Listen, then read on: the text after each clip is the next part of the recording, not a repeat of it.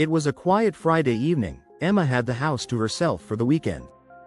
Her parents were out of town, and she was looking forward to some alone time. With a cup of tea in hand, she nestled on the couch, the flickering light from the fireplace casting long shadows on the walls. The house, though familiar, seemed to stretch endlessly into the darkness. She turned on the TV, flipping through channels absent-mindedly, when she thought she heard a faint sound coming from upstairs. A soft thud. She froze, straining to listen. The house was silent again, the only sound her own breathing. She shook her head, dismissing it as the creaks and groans of the old house settling. But as the minutes passed, the sound repeated, this time louder, like someone moving around. A small, uneasy feeling settled in her stomach. She put the TV on mute and listened again. Nothing.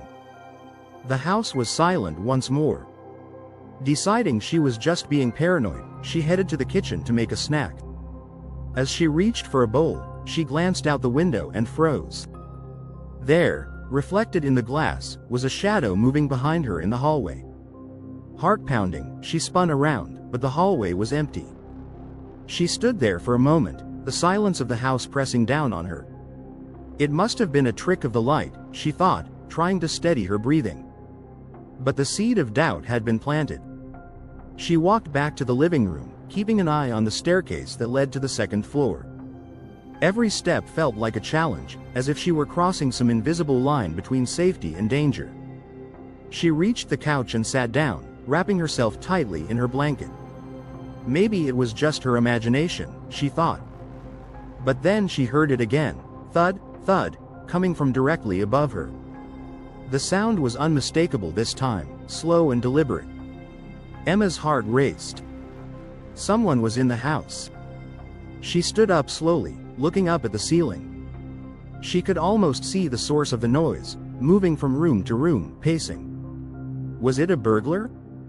She picked up her phone, her hands shaking as she tried to dial 911. But then the footsteps stopped, and there was a long, oppressive silence. Emma held her breath, waiting.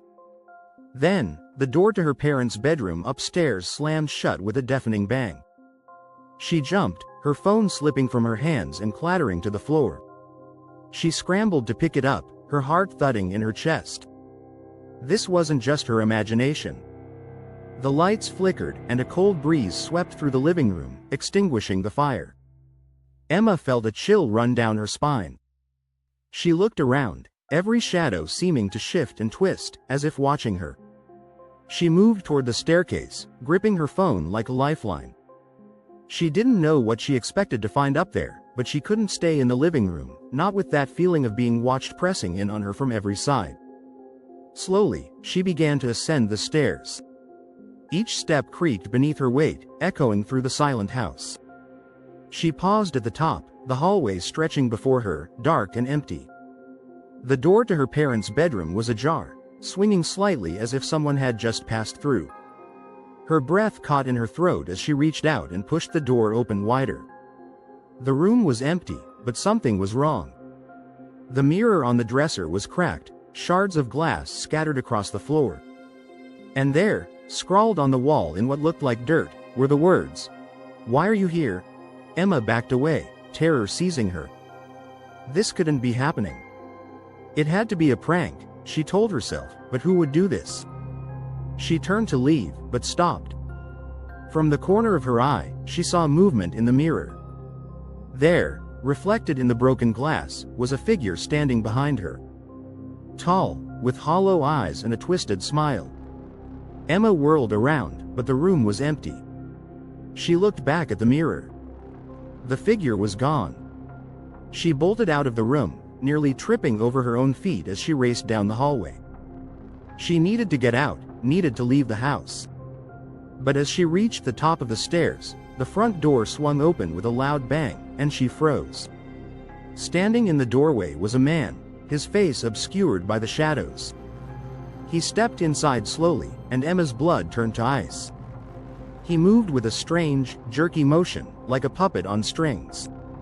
She backed away, her mind screaming at her to run, but her body refused to move.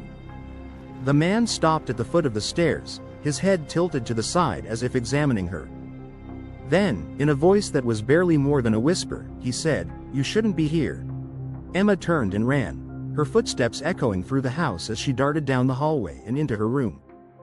She slammed the door shut, her hands shaking as she locked it. She pressed her ear against the wood, listening. For a moment, there was silence. Then, she heard the man's slow, deliberate footsteps coming up the stairs. She backed away from the door, her heart pounding in her chest. She grabbed her phone and dialed 911 again, praying someone would answer. But before the call could connect, the lights flickered and went out, plunging her room into darkness. Emma bit back a scream, her eyes darting around the shadows. She could hear the man outside her door now, his breathing slow and heavy. He stopped just outside, and for a moment, everything was silent. Then, the door handle began to turn, slowly. Emma's heart leapt into her throat. She backed away, her eyes fixed on the door as it swung open. The man stood there, his face still hidden in shadow. He stepped into the room, and the door slammed shut behind him. Emma pressed herself against the wall, her entire body trembling. "Why are you in my house?" he whispered again, his voice sending chills down her spine. She couldn't speak, couldn't move. He took another step forward, and in the faint light from her phone, she could see his face. It was pale, almost ghostly, with hollow, sunken eyes and a twisted smile that stretched too wide. His head twitched to the side, and he took another step closer. Emma felt tears streaming down her face. "This is my house," he said, his voice rising. "You don't belong here." Emma shook her head, her voice finally breaking free. "No, this is my house. Please, just leave me alone." The man's smile vanished, and for a moment, his face twisted into something dark and furious. Then, he lunged at her. Emma screamed and ran, darting past him and out the door. She flew down the stairs, not daring to look back. She had to get out, had to get help. She reached the front door and yanked it open, her heart pounding. But as she stepped outside, the world around her seemed to shift and twist. The air was thick and cold, and the sky above was a swirling mass of darkness. She turned back to the house, but it was gone. She was standing in a vast, empty field, the ground beneath her feet crumbling into a yawning void. Emma felt panic rising in her chest. This couldn't be real. She tried to run, but her feet felt heavy, as if they were sinking into the ground. She looked around frantically, but there was no one, nothing but the endless darkness closing in on her. Then, she heard the voice again, echoing through the void. "You can't leave," it whispered, cold and mocking. "You'll never leave." Emma felt herself being pulled down, the darkness wrapping around her like icy fingers. She struggled, screamed, but it was no use. The last thing she saw was the man's twisted smile, hovering above her, before everything went black. When Emma's parents returned the next morning, they found the house empty. Her phone was lying on the living room floor, the screen cracked. The police searched the house, but there was no sign of a struggle, no evidence of foul play. It was as if she had simply vanished. But sometimes, late at night, the neighbors say they can still hear her screams, echoing through the empty house. And if you listen closely, you might hear her voice, whispering from the darkness, "Please, let me out. Thanks for joining me on this terrifying journey."